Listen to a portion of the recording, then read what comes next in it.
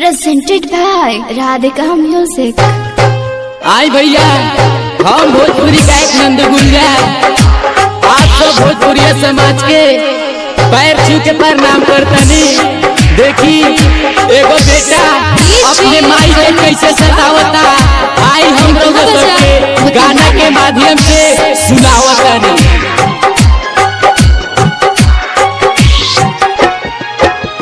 बोला है बबुआ माई के काहे हे रोवा दिला, बोला है बबुआ माई के काहे हे रोवा दिला, बोला है बबुआ माई के काहे रोवा दिला, बोला है बबुआ माई के काहे रोवा दिला।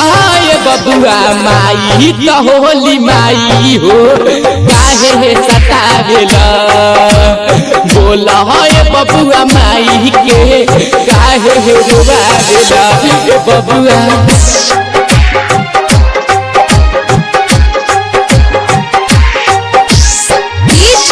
सोनू कुशवाहा कहाँ बाजार मोतिहारी।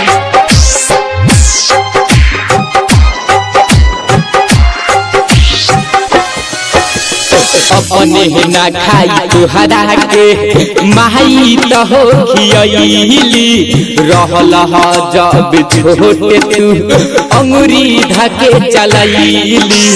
अपने ना खाई तुहरा के माई तो हो खियली, रहल जब छोटे तू अंगुरी धके चलावली चलावली। तब हो तो ममता माई के नहीं समझला, बोला है बबुआ माई के काहे रोवावेला। बबुआ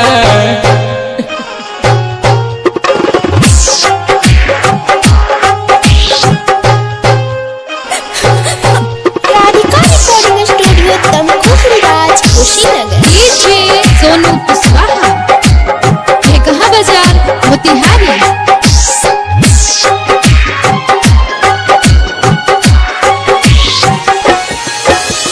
अमृत के जैसे धार बा वो सही माई के प्यार बा, माई के बिना दुनिया में जियल सुना बेकार बा।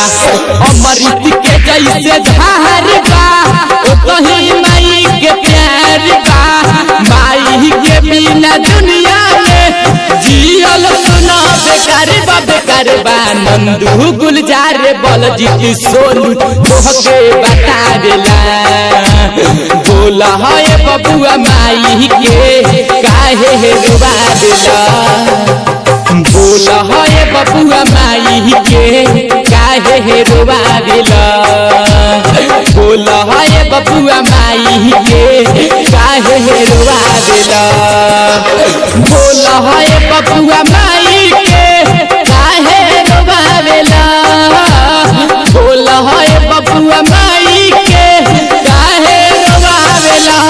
बबुआ माई तो होली माई हो काहे सतावेला, बोला है बबुआ माई के काहे रोवावेला।